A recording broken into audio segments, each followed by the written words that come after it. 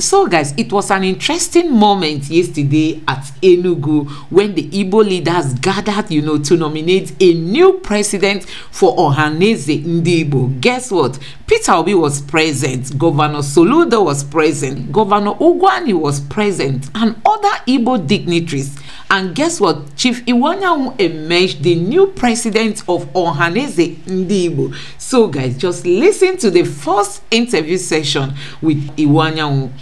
Please don't forget to subscribe to my channel, turn on the notification bell. Please give this video a like so that YouTube can recommend it to others. And let me know what you think in the comment section below. Ohaneze Igbo Worldwide has a new man in charge, as Chief Emmanuel Iwanyanwu has taken over the Igbo Socio-Cultural Group, replacing the late Professor George Obi. The new president of the group, Chief Iwanyanwu, says that he has carefully examined the circumstances and challenges plaguing Igbo and has decided, among other things, to tackle them headlong as the president of Ohaneze Igbo Worldwide. The new Ohaneze president promised to put the right committees in place to address issues in the areas of health, education, industry, and on electric power supply. A leader is not the wisest man, but he becomes the wisest the moment he is proclaimed, because my wisdom now is the aggregate of all your wisdom together. So I'm the wisest. I'm not the strongest man, but from this day, my strength is the aggregate of all your strength. So I'm the strongest. I'm not the tallest, but from today, my heart is all the height of Igbos, men and women, young and old put together.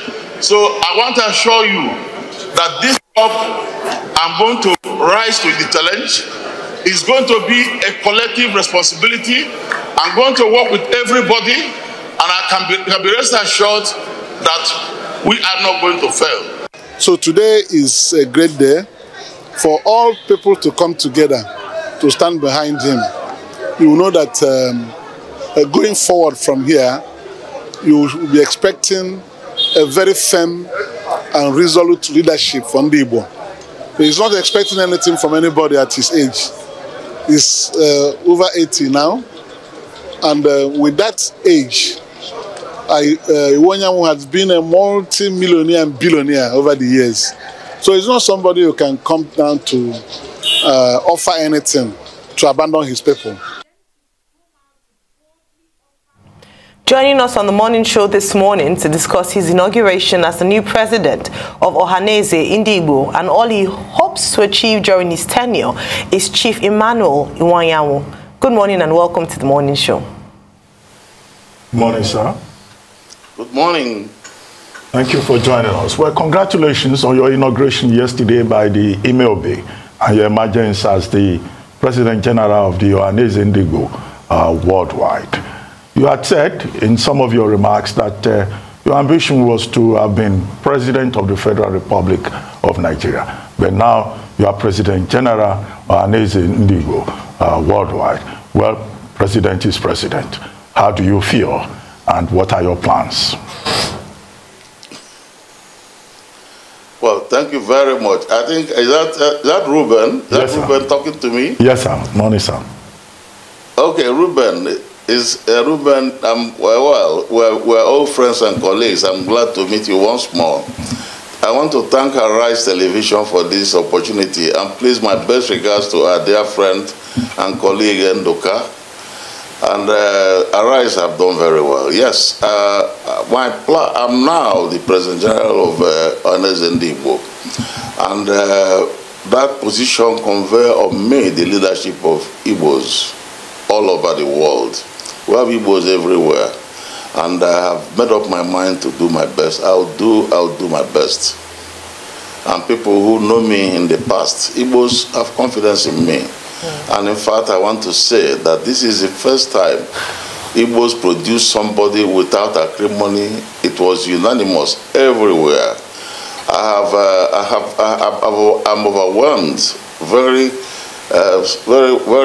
completely by the love they have shown me, and that convey me a lot of responsibility in carrying out my duty. Those your people who were at the venue yesterday when I was sworn-in, notice that at least five states in Igbo land, the southeast, the governors and the deputies were there. And so, for the first time, they all came together to support me and promise that at every stage they will be with me. So I'm quite happy, and I don't have any doubt I will succeed. Well, congratulations once again, Chief UGWUANYI, on your inauguration. I'd like to ask you. Thank you very much. For your priority areas, you have mentioned a few things that you'd focus on during your tenure as President General. I'd like you to please highlight some of them. I know some of which might be of interest. Might be you saying that you would secure the release of Nnamdi Kanu, and also the fact that you would be pushing for an additional state in the southeast area of Nigeria. Please, can you expound a bit more on your areas of priority during your tenure? Yes. Frankly speaking, there is a lot of problem in the country. We have a problem of youth unemployment, and all these things are creating a social unrest. Most of the problem we have in society today, you have government killing people, kidnapping, is caused mainly by unemployment. So we are going to work together with the state governors in the southeast and Igbo land, those with us, because southeast comprise not only the 5 southeast states, but also rivers and delta states. Of course, there are Igbos who are indigenous of other states like Akwa Ibom, like Benue, like even Kogi, like Bayelsa, Cross River, and then Igbos are indigenous, but major Igbos live in 7 states. We are going to look at possibilities of facilitating employment opportunities. I have worked in 1914 when Nigeria was amalgamated. Igbos were actually not very highly developed. Igbos were quite far behind in all aspects of development and civilization. But by 1960, when we had independence, Igbos came to the top. Top in education, top in industry, business, top even in bureaucracy, top in military science and technology. So we were just, and what caused it is because of education. Igbos embrace education. So we are going to look at it very seriously. We also, Igbo businessmen, we have never had political power seriously. We have been fighting to have political power. We have never. But yet, we are very highly advanced. If you come to Southeast and many parts of Igbo land, you see there is a lot of development. Most of this development is actually caused by our businessmen. So that is why I have decided I'm going to set up a council of education that will try to find what makes us strong in education. Find a council of business leaders to make sure our business will succeed. So these are very important. And then, of course, there are some industries, for example, the Niger Sem at Nkalagu, which was a major industry. I will set up a committee to work and make sure it is it will start production before the end of the year. And in fact, the raw material for cement is mainly limestone. We have a lot of it in Igbo land. We have limestone in Imo, we have limestone in Abia, in Enugu, in Ebonyi. I think even part of Anambra. So we're going to do that. And also, I commissioned a study on power. Power is a problem in Southeast.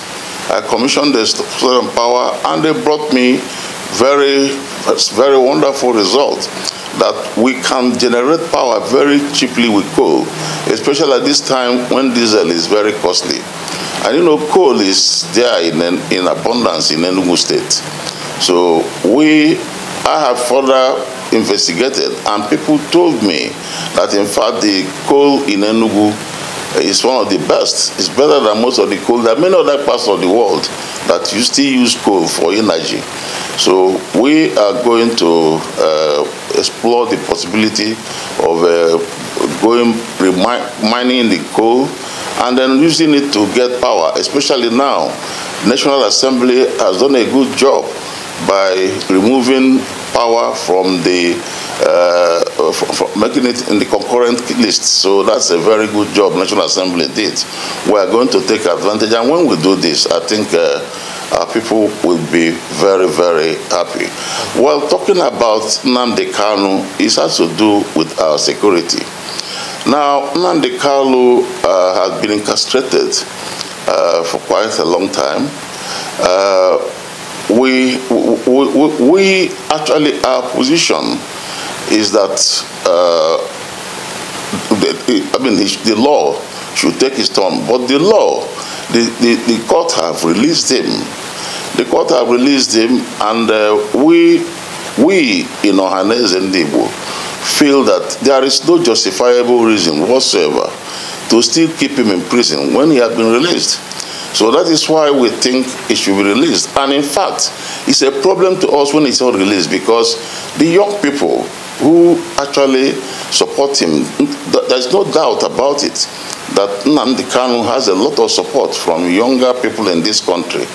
I mean, especially in our area, who feel that they are not getting what they should get in Nigeria. But we have been telling them that things were doing well, that when they look at the aggregate, Igbos have done well in terms of business, in terms of economy and so on.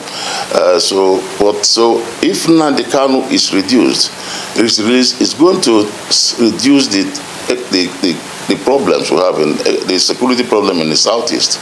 And it is my intention to organize what I call security summit. Peace summit. I want to have a peace summit. A peace summit where Ohaneze will invite all the groups that are agitating for one thing or the other. Then make them to embrace peace, so that they stop killing and murdering people. And we can't organize a peace summit if Nnamdi Kanu is still in detention, because it will not work. And especially when his case has been examined by the court of the land, and the court have said that Nnamdi Kanu should be released.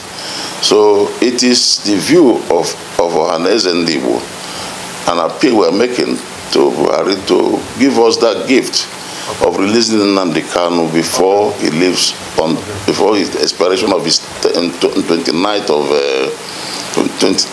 of May.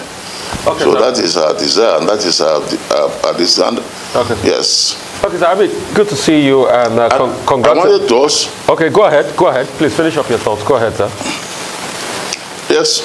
No, we wanted to say that it's an appeal we're making to the president. We want to emphasize that the president, in fact, we must acknowledge that the president has done quite a number of things for us. He has the Niger Bridge is completed. The road from Enugu to Port Harcourt is wearing a new look.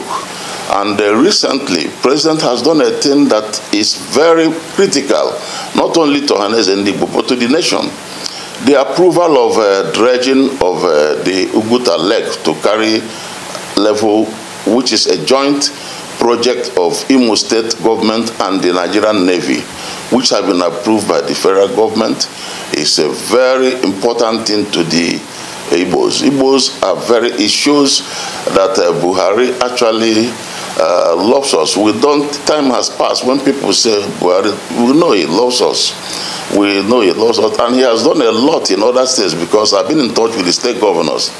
The state governors have told me most of the things Buhari have done for them. And for all this, I thank Buhari.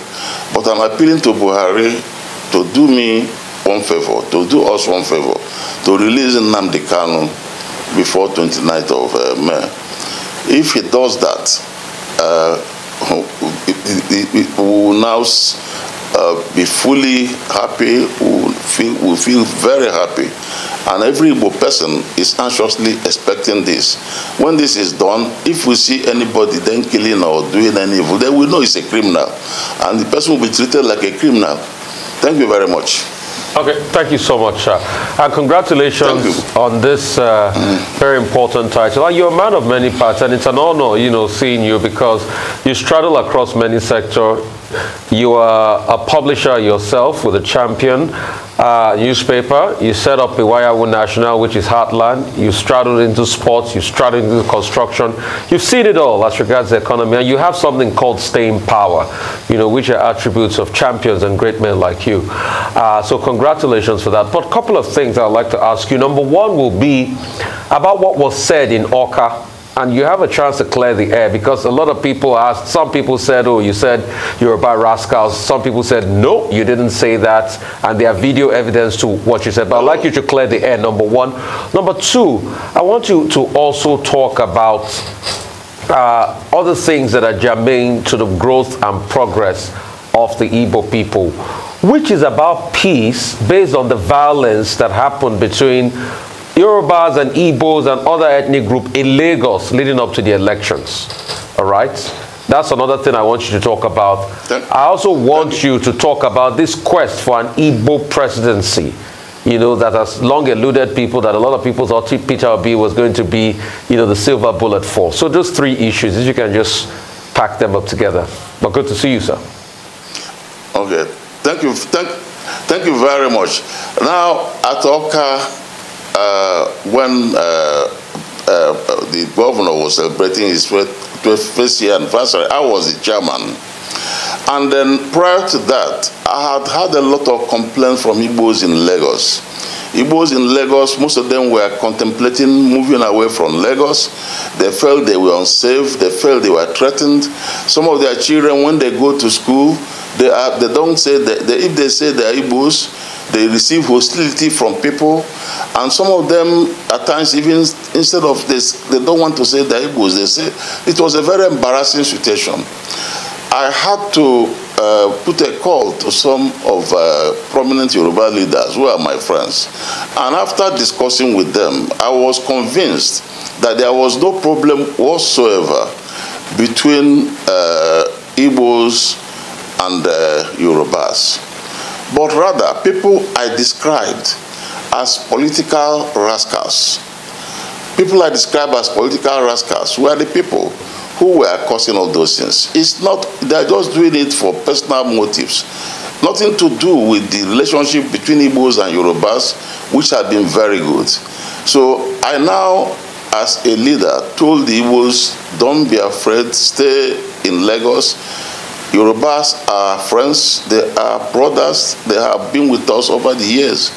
Right from the time of Chief Awolowo. Chief Awolowo was a person who showed love for Igbos. When he was running for presidency, he chose an Igbo as his running mate in those days. And there are many things he did. Even myself, as a young man, I used to visit him. Even when I started nurturing ambition to presidency, I went there, he blessed me. I regarded him and his father, his wife, Hannah, as my parents. Even their Tokumbo was quite close to us, our family, and even the publisher of one of his sons, publisher of the Tribune, we were very close. Yorubas are very close to us.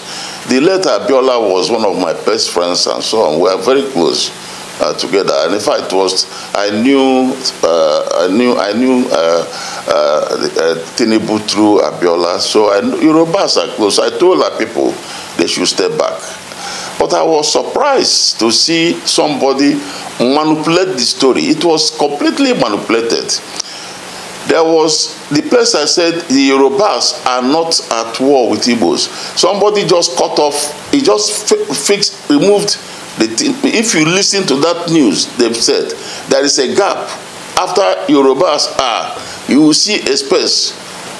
Political rascal. Somebody just fix it. And it's a very serious thing in Nigeria, very dangerous, that people can manipulate stories, fix stories. Media, I think Arise was there at Awka, Channel was there, many other media, they were there. And they recorded what I said, it was transmitted live. I never said, I didn't at all say Yorubas are political rascals. I never said that. I only said that those who are beating Igbos are political rascals. I never used the word Yorubas. But somebody wanted to create crisis between Yorubas and Igbos by cutting off and forging the thing, fabricating it to put Igbos. And I'm very grateful to Senator Shehu Sani.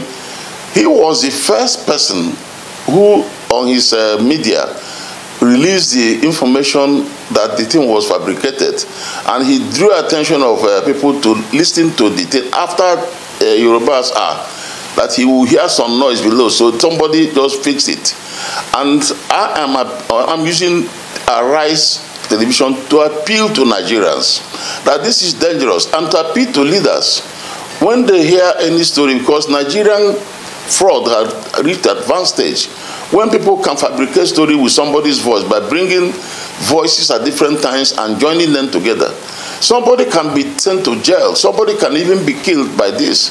I think it's not fair for Nigerians to get to this level of crime. It's very bad. So that is the point about it. However, about what happened in Lagos, I think really it was the height of, it was a very embarrassing situation. A very embarrassing situation when, at this time, in the year 2023, after so many years of independence, that a Nigerian citizen will be told that in a part of the country where he lives, where he has domiciled, where he has invested, that is no more his own, he should go. You know, this is why I say they are rascals. You see, we are not going to take it serious, because we know it's not the Yoruba view. Yoruba leaders have come out openly to criticize that action. And I would like the government to criticize it. And I also know Igbos in Lagos have told us that the governor of Lagos State has been good to Igbos. The governor of Lagos State has been good to Igbos, so he's not against Igbos in any way. In fact, I think he even appointed some Igbos in his cabinet and so on. So I don't think we have any problem. It's just political rascals, and politicians should be very careful about those who work for them. Some of them can destroy the country, and that is the problem of leadership. At times, a leader is accused of one problem or the other. At times, leaders are accused of fraud. The fraud is committed by their followers. So leaders in this country, what I advise them is, watch out those you recruit, either as helps, aides, or thugs, or whatever it is. If you get a murderer, a criminal, and make him a thug, and he's working for you, then you have to take responsibility for whatever action, whatever crime he commits, because the person is already a criminal. So I think what happened in Lagos should teach us a lesson that is clear to everybody that they fabricated that story against me. It's clear that that video, those who listen to it again will see that it was fake. So people now should be very, very careful. So the lesson is, Nigeria crime has advanced, we should avoid it. And then with the Ohaneze and Igbo, have a lot of respect for Lagos State, because over the years, since even before the amalgamation of Nigeria, Igbos lived in Lagos. Igbos have invested in Lagos, and Igbos, wherever they go, they don't cheat the natives. Igbos, when they want property, they buy. They settle down. Igbos in America, they buy properties in America, they live in America. Igbos in London, they do the same. There is no part of the world Igbos have been thrown away because they are not indigenous. Because people respect their right to property. When Igbos live anywhere, they also contribute to the development of the place. And that is the culture of Igbos. That's why we are spread everywhere. So we believe that that will be the last time. Yes, sir. Ohaneze and Igbo that will be the last time. Yes, sir. Anybody will come and tell an Igbo man that he should pack away from his house. Or they pack away from the place he built a house and where he lives. Well, thank you so much. Thank you, Chief UGWUANYI, President General of Ohaneze Indigbo Worldwide. Thank you for your time this morning. And once again, from the Rise Morning Show team, congratulations. Igbos have been facing so many challenges, you know. Igbos feel, the Igbos feel they've been left behind when it comes to leadership in Nigeria, as in nobody talks about people from the Igbo extraction.